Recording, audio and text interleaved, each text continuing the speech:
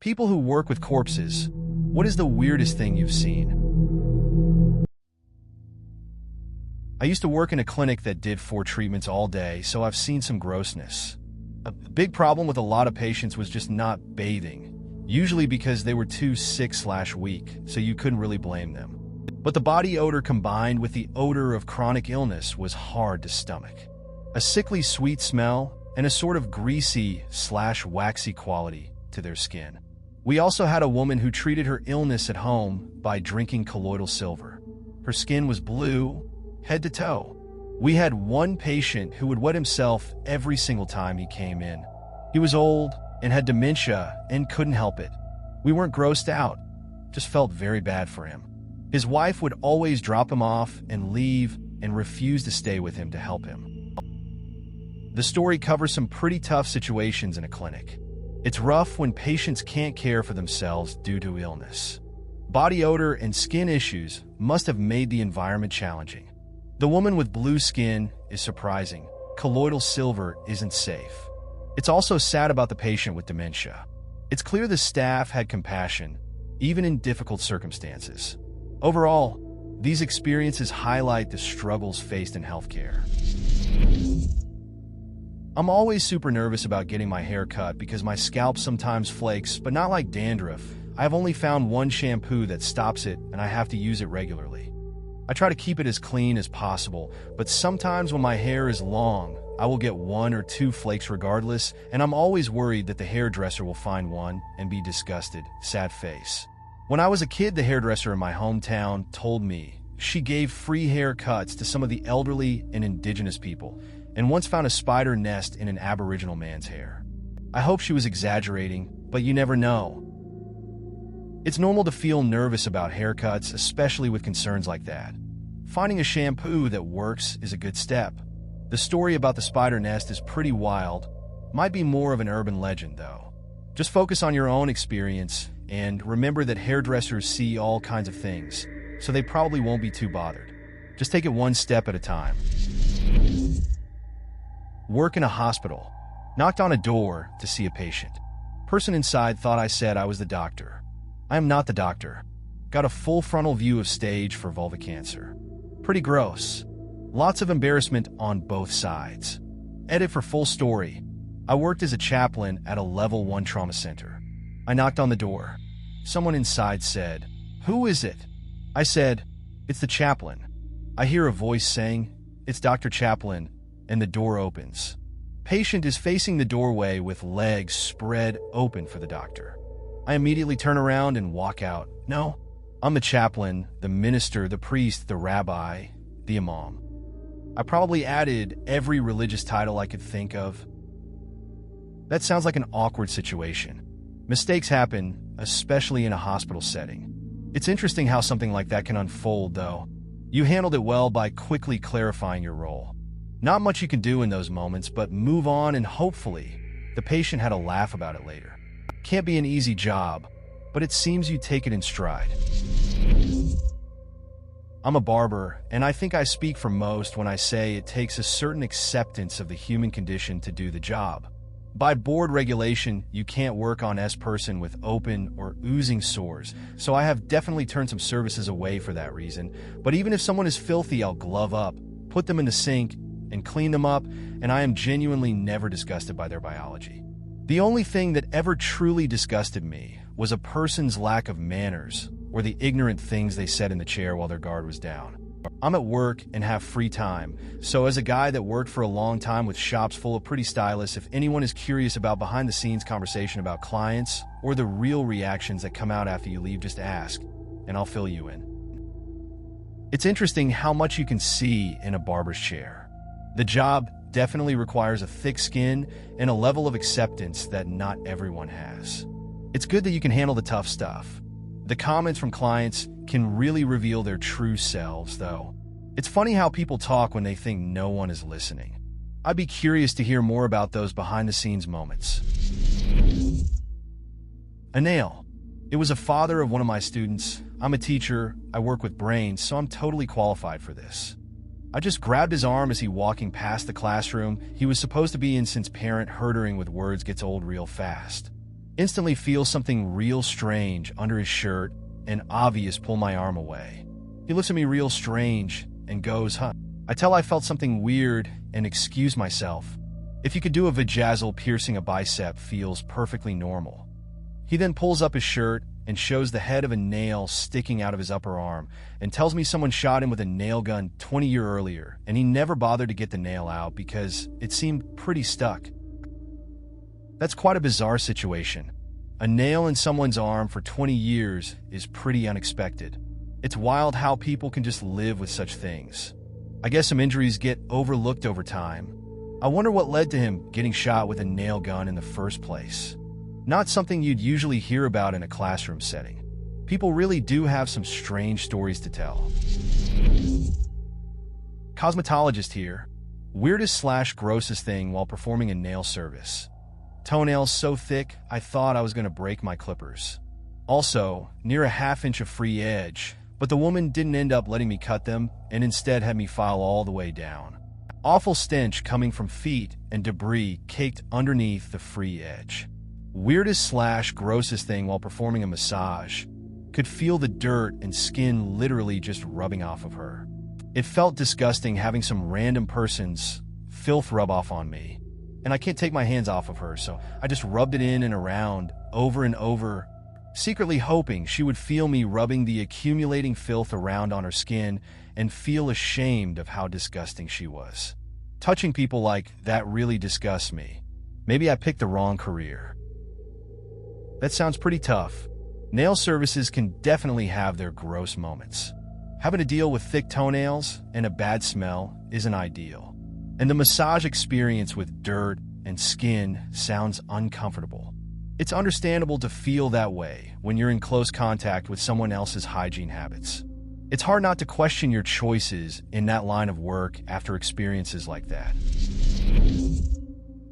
It is surprising how much cigarette smoke will permeate into any surface. I was fixing a friend's laptop that was a chain smoker. The cooling fan went out, so I had to take apart the computer to install the new fan. He apparently smoked while working on the computer because when I opened it up, the entire surface of everything was covered in a thin glaze of what looked like creosote, but smelled like cigarette smoke. The cooling system had sucked in all that smoky air over 2 years and basically deposited it onto the internal components inside the laptop. It was gross, sad face. That's pretty gross. It's wild how smoke can cling to everything like that. I can't imagine how much it must have clogged up the cooling system over time. Must have been a hassle to clean out. It's surprising how some habits can really mess up tech. Hope the new fan works better with all that smoke cleared out. I like story time. I was working at a mission clinic. I'm not a doctor. I was just helping, holding this, grabbing gauze, etc. We would have to remove some botfly larvae from people every now and then. That wasn't that bad until a family brought their father in. He was in his late 60s and was in the early stages of dementia. The family told us he had started wandering off recently, and when they would find him, he would always be naked.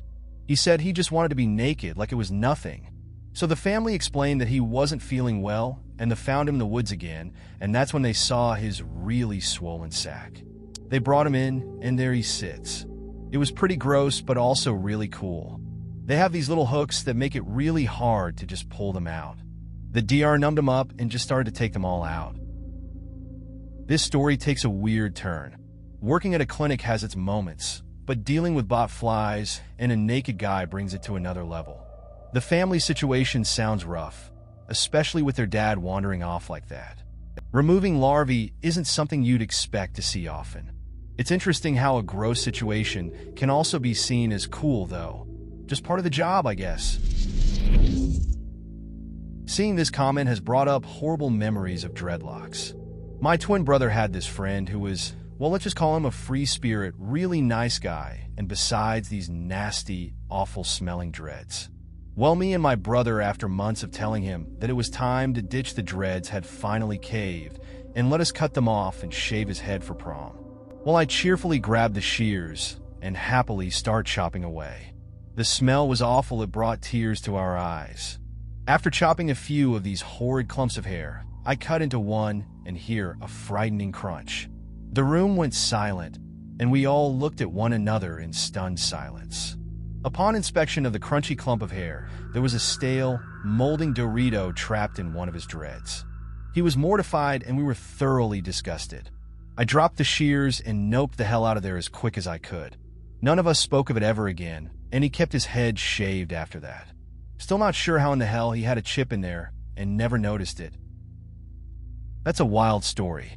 Cutting off dreads and finding a chip in the hair is pretty gross. I mean, it's surprising how things can get stuck in there. The whole scene must have been pretty shocking for everyone involved. It's good they made the change for prom, though. Some memories just stick with you, even if you wish they wouldn't. Kind of a funny take on the whole friendship thing. My father is an undertaker, not sure if a right word and B, right job description in Germany. Undertakers in Germany don't do much with the dead. Only packing up and then the administrative work for the funeral and selling coffins and cloths and stuff like that. My father likes gossip, so he can sit there and listen to stories that people want to tell him. He doesn't need to pretend to not get bored because there's always the chance of some dirty gossip. That mostly happens when the deceased was older and it's not as much of a shock for the family. He also has a pretty dark sense of humor, so it was no problem to deal with the emotional stress of seeing dead people constantly with humor since the family was already used to such jokes. My father was also always very active in traditional clubs.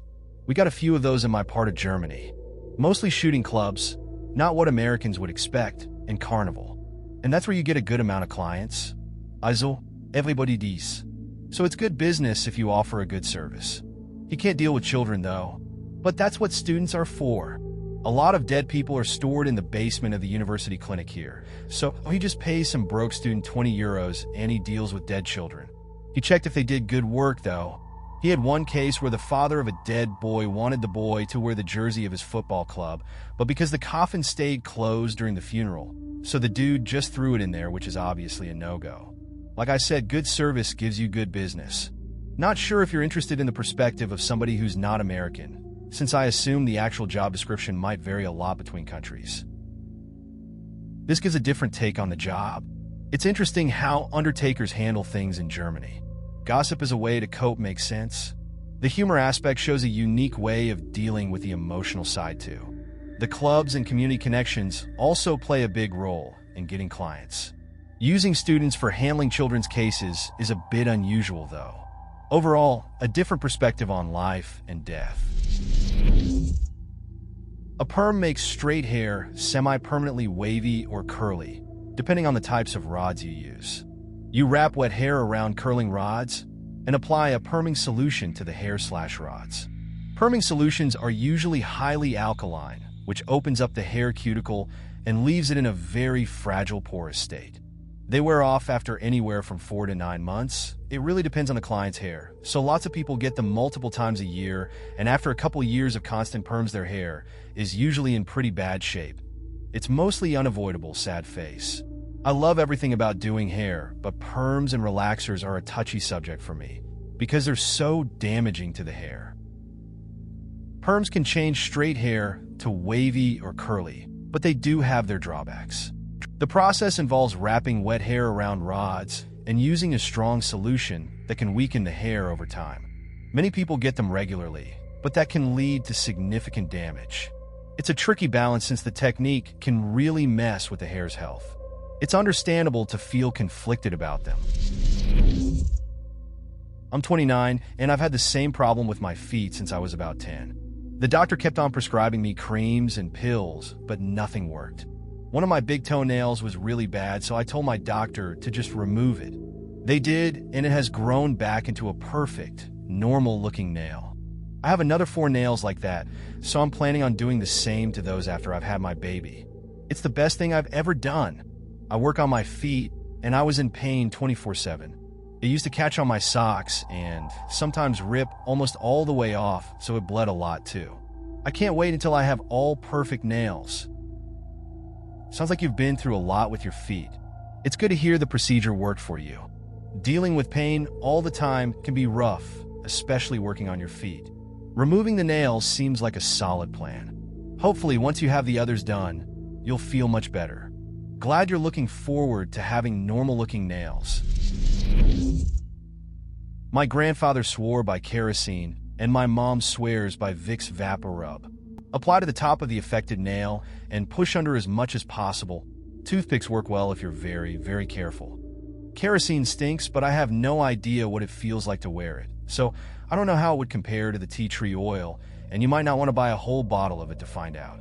You've probably experienced Vicks before, though, and know if it irritates your skin, so that could be less of a gamble. That's if the nail polish doesn't work out, but I really hope it does, and you don't need to test the efficacy of Vicks or kerosene. Smiley face.